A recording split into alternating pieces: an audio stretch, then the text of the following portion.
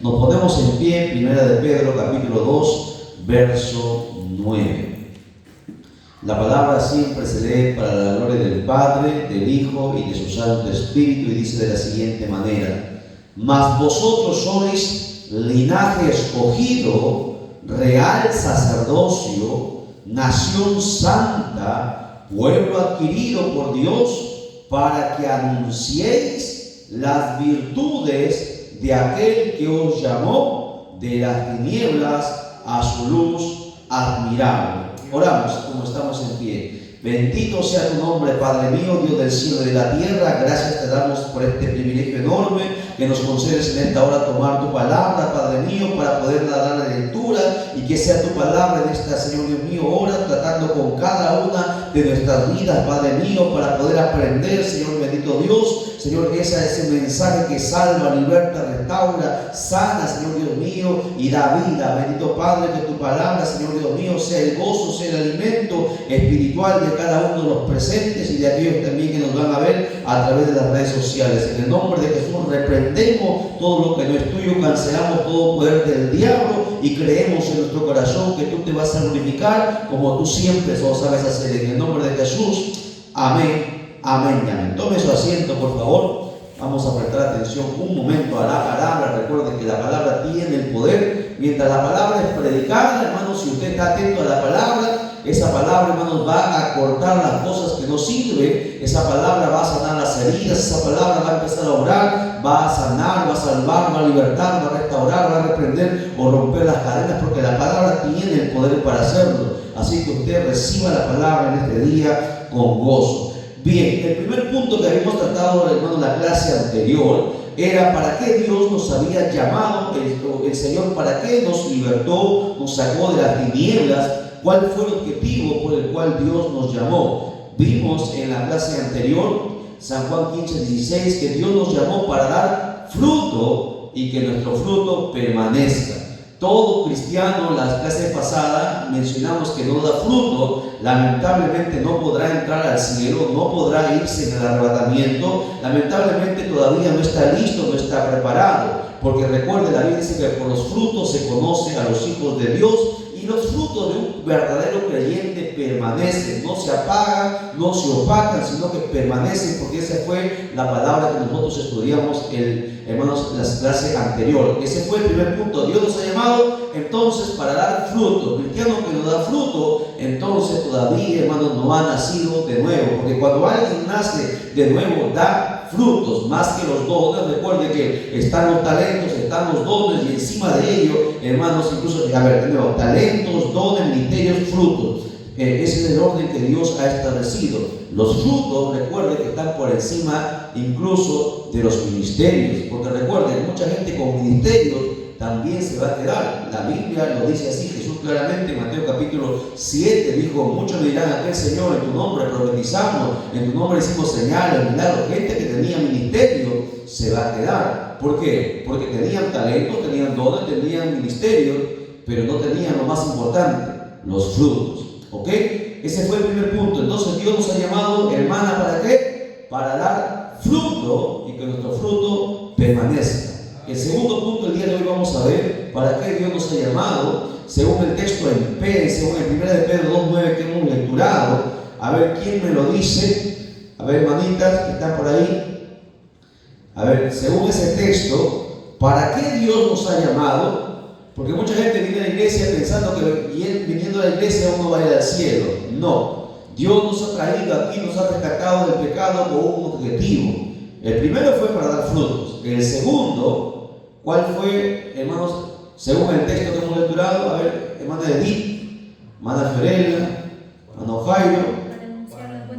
Ahí está. Para anunciar ¿qué? ¿Qué es eso? ¿Qué son las virtudes? ¿Cómo exactamente? El Evangelio.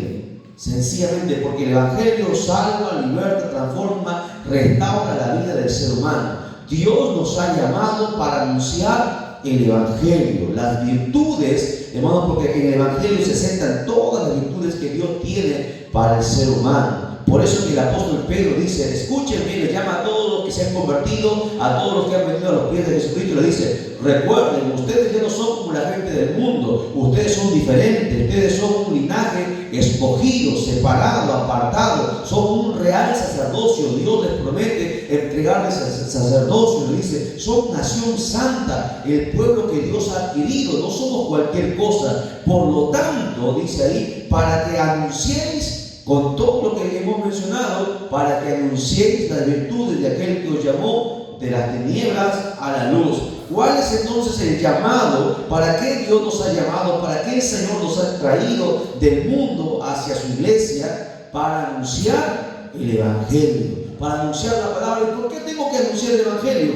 Es que, hermanos, solamente el Evangelio puede salvar, solamente el Evangelio puede transformar, solamente a través del Evangelio, que son las buenas nuevas de salvación, a través de Jesucristo, uno puede nacer de nuevo y puede entrar al cielo. Por más pecados que haya cometido, por más que el mundo lo haya desechado, cuando uno viene a Cristo, la Biblia dice, somos, hermano, una vida nueva, una nueva criatura. Dios nos hace nuevos. Por eso que, hermanos, la Biblia nos enseña que Dios nos ha llamado, uno, para dar frutos, dos, para anunciar el Evangelio. ¿Ok?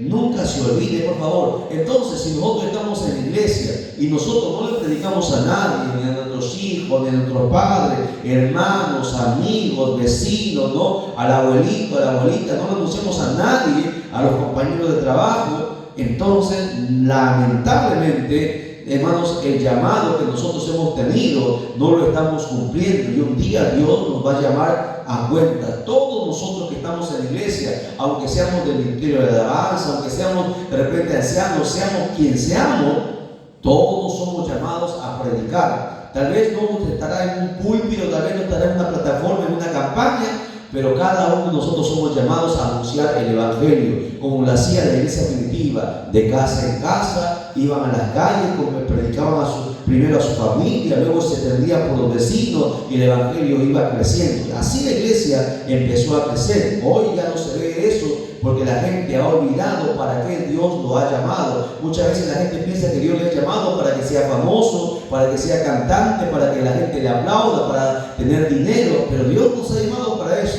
Dios nos ha llamado para una cosa fundamental, para nosotros anunciar el Evangelio, porque solamente a través del Evangelio la gente se puede arrepentir de sus pecados. Solamente a través del Evangelio la gente puede nacer de nuevo, puede ser restaurada, puede ser curada las heridas del alma. Todas las cosas que el diablo ha deshecho en la vida del ser humano, el Evangelio lo puede reconstruir, restaurar y hacer nacer de nuevo para poder entrar al cielo.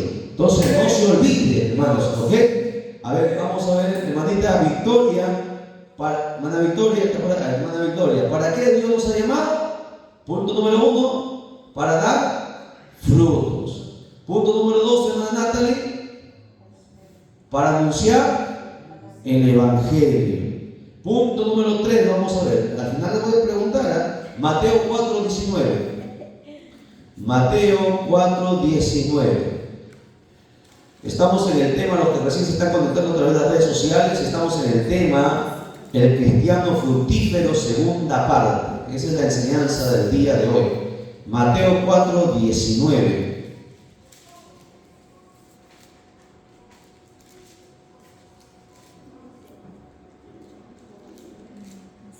¿Lo tiene? Dice, y les dijo, Jesús aquí está hablando, venid en pos de mí, y os haré pescadores de hombres. ¿Qué significa eso? ¿Qué significa cuando Jesús le dijo a sus discípulos, si ustedes vienen a mí, yo les haré pescadores de hombres? El trasfondo de eso es ganadores de almas.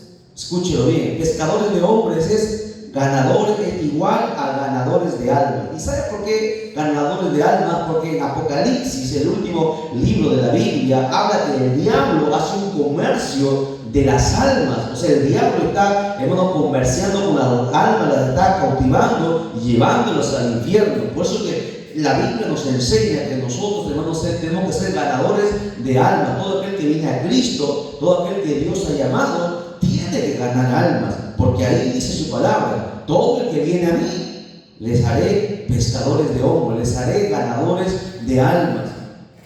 La pregunta entonces sería, ¿cuántas almas hemos ganado? ¿Cuántos se han contristado cuando uno le predica la palabra? ¿No? Entonces, para eso Dios nos ha llamado, para ganar las almas. ¿Por qué ganarlas? Porque las almas están en las manos del diablo. El diablo tiene las almas, hermanos, en sus manos, y él desea matarlos en el pecado para que vayan al infierno. Y cuando tú eres llamado por Jesucristo, eres el único, escuche bien, el único que tiene el poder, la autoridad, la unción, el respaldo de Dios para poder arrebatarle al diablo las almas. No lo puede hacer el presidente de la República, no lo puede hacer el mejor médico, el mejor cirujano, el hombre más intelectual, el hombre con todos sus millones no puede comprar ni una sola alma. Somos 7,000 millones de personas en el mundo entero, ni con todo el oro ni diamantes pueden comprar una sola alma, porque el alma no tiene precio. El alma está en el mundo espiritual. El precio de lo que hay en la tierra no daría el precio para comprar una sola alma, y el diablo tiene todas esas almas en sus manos. Y es por eso que Dios nos llamó, nos sacó de la inmundicia. ¿Para qué? Para ser ganadores de almas, para orar por esa gente, ¿no? Tal vez no predicarle, pero estar orando por esa persona, ayunando por esa persona, haciendo vigilias por esa persona. Muchas veces la gente, hermanos, muchas veces los cristianos en este tiempo se han olvidado de eso, ¿no? Solamente piensan que, bueno, vamos a orar, ¿no? El cristiano tiene que ayunar, hacer un ayuno. Yo les pregunto, ¿no? Con todo el respeto a los presentes y a los que me están mirando a través del canal de televisión, ¿cuántos ayunos usted ha hecho por cuántas personas? Cuando yo estaba a veces en el centro de trabajo, éramos 30 ingenieros de sistemas donde yo trabajaba. Cada semana hacíamos un ayuno por cada persona. Entramos y ahí uno de esos se le convirtió en nuestra hermana Liz. Liz también es ingeniera de sistema. Un ayuno por cada uno de ellos, porque eso la Biblia manda, ¿no? ¿Cuántas vigilias hemos hecho por cada persona? La gente a veces piensa que solamente predicando la gente se va a convertir. La Biblia nos dice, hermano, que la gente del mundo está en manos del maligno, los tiene cautivados. Los cristianos entonces solamente se conforman con hacer una oración de unos cuantos minutos.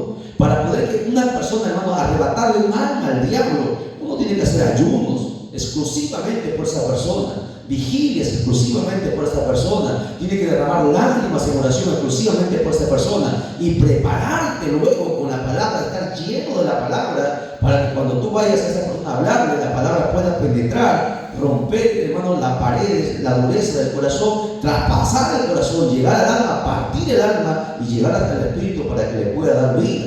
Así se gana un alma. La gente quiere ser ganadora de alma y lamentablemente hermanos, no son ganadoras de alma, trabajan en las emociones y mucha gente no llega ni siquiera a eso, porque todavía no han entendido para qué Dios nos ha llamado. Dios nos ha llamado para ser ganadores de alma, pescadores de hombres. Ese es el trabajo de la iglesia, de todo cristiano. Entonces, hermana Luisa, para punto número 3, ¿para qué Dios nos ha llamado? Para ser los pescadores de hombres o ganadores de almas. Es lo mismo, ¿ok? Punto número 4, Hechos 8:4. Hechos 8:4.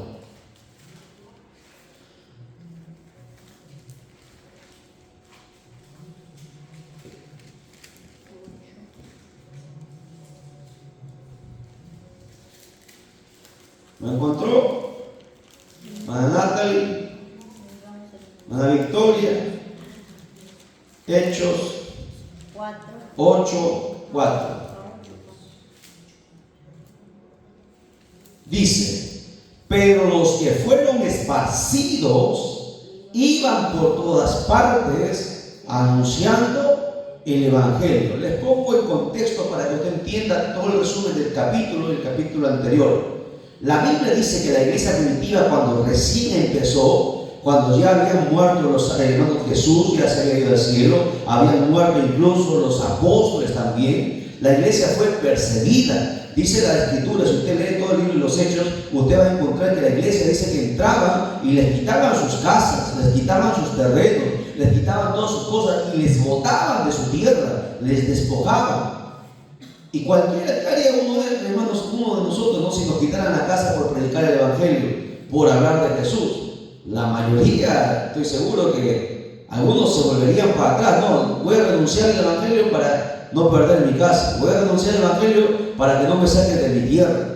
Pero estos cristianos no, estos cristianos ni siquiera lloraron, Ellos se contentaron cuando los botaron, les despojaron, escuchen, los despojaron de su trabajo, de su tierra, de todo lo que tenían en sus casas. Los botaron sin nada. Pero dice la Biblia que ellos se iban, dicen los que fueron esparcidos, porque los botaron lejos de su tierra y no podían entrar a aquel lugar. Imagínense. Pero dice que ellos hacían, cuando fueron esparcidos, ¿qué hacían?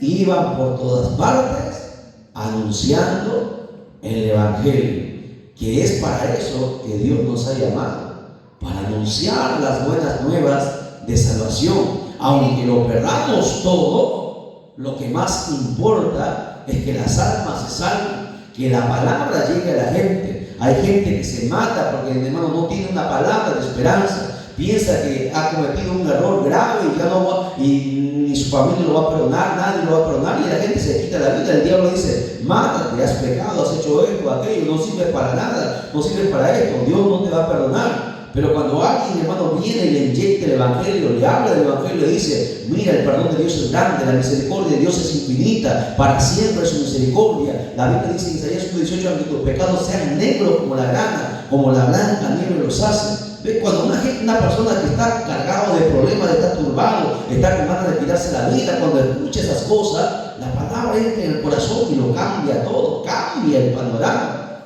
Pero lamentablemente, hermanos, en este tiempo no se ve eso, ¿no? La gente ha perdido la pasión por las almas, ha perdido el deseo, hermanos, de ganar almas. Hoy muy pocos, hermanos, se hacen los aires libres, las campañas son raras. Debería hacerse más que nunca. Si decimos que Cristo viene, deberíamos estar siempre preocupados, hermanos, en vez de estar en cuatro paredes, estar afuera predicando, haciendo campañas aire libre, porque las almas afuera se están perdiendo. Afuera la gente necesita escuchar esta palabra, ¿no? Cuando la persona, hermano, escucha esta palabra, viene llorando. ¿Por qué? Porque encuentra que hay una esperanza. Porque piensa que todo está perdido, pero cuando escucha el Evangelio, él puede entender que hay una esperanza para ellos. No importa cuán bajo haya caído, pero hay una esperanza. Y es eso lo que hace el Evangelio, da esperanza. El Evangelio, hermano, salva, liberta, transforma, restaura, sana, bendice y da vida en abundancia. No sé si lo he dicho rápido, repito: el Evangelio transforma, liberta, restaura, sana, bendice y da vida eterna.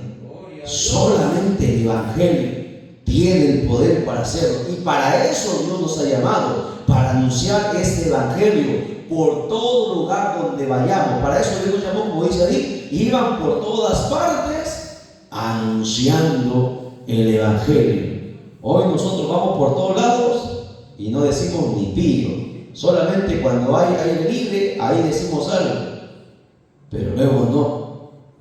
¿Ve qué tan lejos estamos de la iglesia primitiva, del mandamiento de Dios? ¿Para qué Dios nos ha llamado? Vamos a ver, como segundo subtítulo, cuál es el mandato del Señor. ¿Ok? 3 puntos. A ver, pero antes de entrar en los 3 puntos del mandato, la ordenanza, el mandamiento, la orden de Dios, vamos a resumir. A ver, ¿cuáles son los 4 puntos que hemos visto para que Dios nos haya llamado? A ver, hermana Natalie, el primero, ¿cuál es? El primer punto: para dar frutos, y esos frutos permanezcan. Segundo punto: para anunciar las virtudes de Dios. Tercer punto: para hacernos pescadores de hombres o ganadores de almas. Y el cuarto punto: para anunciar el Evangelio por todas partes. No se olvide, para eso Dios lo llamó. ¿Usted cree que Dios le llamó para que esté sentadito ahí calentando una banca, durmiéndose en la iglesia? Dios le llamó. ¿Acaso tú crees que Dios nos ha llamado a usted para que vengan a cantar? ¿Usted cree que no sabe que en el cielo, hermano, hay trillones de ángeles que le cantan día y noche, dice la Biblia? Pero la gente dice: vamos a cantar, y con eso se contenta. Todos nosotros tenemos que entender que si no predicamos, estamos lejos. La gente tiene que entender que Dios nos ha llamado para estos 4 puntos fundamentales, y los 4 apuntan a lo mismo: que usted predique el Evangelio y gane almas. Los 4 entran en la perfección, en la unidad, y dicen lo mismo: ganar almas a través del Evangelio. En eso se resume lo que Dios, hermano, el por qué Dios nos ha llamado. Nunca nos olvidemos. Hay que dar frutos. Hay que anunciar todas las virtudes de Dios, como dice el segundo punto. Porque hay gente que no conoce cuáles son las virtudes de Dios. ¿Por qué yo debo ser evangélico? ¿Por qué yo debo ir a la iglesia? Es que mira, en la iglesia, hermanos, vas a encontrar lo que no vas a encontrar en una cantina, lo que no vas a encontrar en una discoteca, lo que no vas a encontrar en diferentes lugares. ¿Qué vas a encontrar? Vas a encontrar la paz de Dios, vas a encontrar el poder de Dios, vas a encontrar esto y aquello. Es más, cuando la Biblia menciona, cuando entramos en 1 de Pedro, sobre las virtudes, hermanos, de Dios, muchos cristianos no entienden eso todavía. Mucha gente no sabe cuáles son las virtudes de Dios. Si la gente entendiera, hermano, que Dios es misericordioso, ¿no? Que Dios tiene misericordia, que te puede perdonar, tú le hablas de la misericordia de Dios, la gente dice, no, Dios me puede perdonar. Cuando tú le hablas a la gente que Dios es poderoso, es omnipotente, que no importa cuán grande sea tu problema, no importa cuán grande sea tu enfermedad, Dios tiene el poder para libertarte, para sanarte, para sacarte de ese problema, de ese hoyo donde tú te encuentras. A eso se refiere Pedro, a anunciar las virtudes de Dios. Lo que no tiene el presidente, lo que no tienen los famosos, Dios lo tiene. Gloria a Dios. Para eso nos ha llamado, pero lamentablemente no se anuncia porque los mismos cristianos no conocen todas las virtudes de Dios. Decimos, Dios es poderoso, pero muéstrame el poder, enséñame de qué manera Dios es poderoso. Y es ahí donde tiene que entrar, hermanos, el conocimiento de la palabra. Es por eso que la palabra tiene que entrar dentro de nosotros. Y con ese conocimiento de la palabra tú te vas a convertir en un ganador de almas. Y al ser un ganador de almas, a donde quiera que vayas, vas a poder anunciar ese evangelio. Bien, vamos rápidamente, ya que la hora avanza. Vamos a ver el segundo tema. ¿Cuál es el mandato del Señor? Marcos 16:15. Este es el último mandamiento que Jesús dio antes de subir al cielo. Reunió a los discípulos después de haberlos citado, estuvo 40 días con ellos dándole las últimas instrucciones. Marcos 16:15. Mana Victoria, Mana Luisa, Mano Marvin, ¿está por ahí, hermano Marvin? Dice: y les dijo, id por todo el mundo y predicad el evangelio a toda criatura. Yo les hago una pregunta. Estas son las últimas palabras de Jesús. ¿Acaso Jesús dice ahí, donde hemos lecturado, dice, id y canten, id y hagan conciertos, id y hagan grandes edificios, grandes iglesias, y hacer esto o aquello, hagan teatro, hagan show? ¿Cuál es el mandato del Señor? Predicar el evangelio a toda criatura. Mandamiento de Dios. Solamente le digo a los 12, es para toda la iglesia, pero no lo cumple la iglesia, ¿verdad? Solamente unos cuantos predican el evangelio. El cristiano tiene que convertirse en un predicador, un ganador de almas. Predicar es algo que todos lo pueden hacer. Una cosa es evangelizar, estar afuera, hermanos, sentado ya en el llamado ministerio que Dios le ha dado. Evangelismo es una cosa, el ministerio del maestro es otra cosa, enseñar, explicar, de manera que la gente entienda. El pastorear es apacentar, alimentar, curar, ¿no?, a la gente. Pero el predicar, todo el mundo lo puede hacer, hasta los niños pueden predicar, pero no lo hace la iglesia. Son cosas distintas. Predicar es hablar del evangelio, es hablar de la palabra. El evangelismo es más sentado directamente al grano. El maestro igual, el pastor igual, tienen sus áreas, pero predicar, todos lo pueden hacer. Y ese fue el mandamiento de Dios. A toda su iglesia se lo dijo: y predicar el evangelio a toda criatura. Mandato del Señor. Mateo 28:19.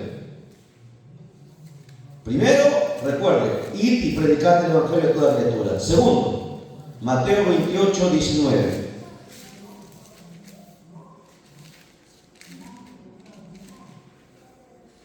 ¿Lo tiene? Dice: por tanto, id y haced discípulos a todas las naciones, bautizándolos en el nombre del Padre, del Hijo y del Espíritu Santo. Segundo mandato: hacer discípulos. Lo que no se hace, ¿verdad? Porque si la gente hiciera discípulos, entonces la iglesia crecería. Porque cuando tú te haces un discípulo, ese discípulo, ¿qué es un discípulo? Un discípulo es aquel que sigue a un maestro, sigue las enseñanzas de un maestro. Hoy vemos mucha gente con talentos, con dones, con ministerios, pero no tienen discípulos o no han formado discípulos. Porque un día tenemos que entender que un día nosotros nos vamos a ir. Los pastores tienen que entender que un día nos vamos a tener que ir. Los evangelistas también un día se irán, los maestros un día se irán. Y si se van y no han dejado discípulos, ¿quién va a quedar? Si la iglesia tiene que permanecer, los discípulos tienen que estar ahí. Pero lamentablemente la gente no tiene discípulos. ¿A quién usted está discipulando? Llevamos un año en el evangelio, tengo que tener discípulos nuevos, ¿no? Porque uno no puede andar a Jesús porque andó con discípulos. Juan el Bautista tenía sus discípulos, Elías tenía sus discípulos, Eliseo tenía sus discípulos. Todos los hombres de Dios y las mujeres de Dios tenían a sus discípulos, todos, porque ellos habían entendido el llamado y el mandato del Señor. Mire, Elías discipuló a Eliseo, Elías partió, quedó Eliseo tomó un discípulo, Jesse. Todo el mundo tiene que tener un discípulo. Alguien va a quedar después de mí. Tengo que dejar a alguien preparar. Nosotros hemos preparado un montón de discípulos. Usted tiene que tener sus discípulos porque ese fue el mandato de Dios, ir y hacer discípulos. Lo estamos haciendo en la iglesia, lamentablemente no lo están haciendo. Que lo haga el pastor, que lo haga el evangelista, que lo haga el maestro. Si el llamado y el mandato es para todos nosotros. Así que, hermanitos, hermana Luisa, tu discípulo, hermana Fiorella, tu discípulo. Hay que buscar a nuestros discípulos, enseñarles. ¿Qué le voy a enseñar? Todo lo que se ha aprendido del Señor. Y si no he aprendido nada, bueno, ese es tu problema. Primero tengo que aprender para enseñar. Jamás podrás tener un discípulo si primero no has aprendido. Y un día Dios te llamará a cuenta, te dirá: Albertina, no hay ninguna Albertina aquí, ¿no? Este fue mi mandato, hacer discípulos. ¿Dónde están tus discípulos, Albertina? No tengo, Señor. Sacad y echad de fuera, allí es el lloro y el crujir de dientes. Pero, Señor, yo cantaba bonito. Señor, yo era la que arreglaba las flores en la iglesia, yo era la que limpiaba. Sí, muy bien, está muy bien. Pero mi mandamiento fue hacer discípulos. ¿Dónde están tus discípulos? Pero, Señor, yo daba los mejores diezmos. Está muy bien, te felicito. Pero ¿dónde están tus discípulos? No hay. Sacar y echarles fuera. Interesante, mucha gente no ve eso. Porque aquí no está mandando el pastor, no está mandando ni el apóstol Pedro ni Mateo. Aquí está hablando Jesús. Las últimas instrucciones: ir y hacer discípulos. Primero, manda a predicar el evangelio. Segundo, hacer discípulos. Y luego puedes bautizar a esos discípulos. Tercero, Hechos 1:8. Con esto termino, porque tienen frío, porque vayan a abrigarse. Si supieran, hermanos, que fueran a la punta, no es nada, hermanos. En la punta se sientes como espadas que entran por los huesos. No es nada. Hechos 1:8. ¿Cuál es el mandato del Señor? Estamos.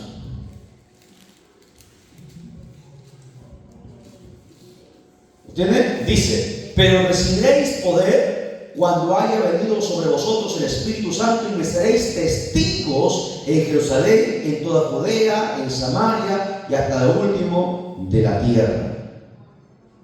A ver, ¿quién lo dice? Edith. Según ese texto, según ese pasaje, ¿cuál es el mandamiento, el tercer mandamiento de Jesucristo?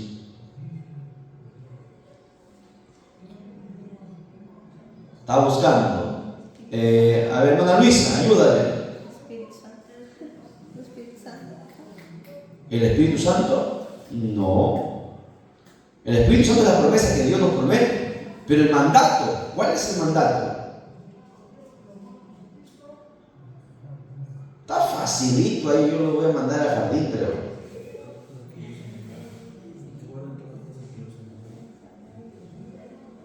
A ver, Luisa, no tiene la punta de la lengua, sácala para afuera.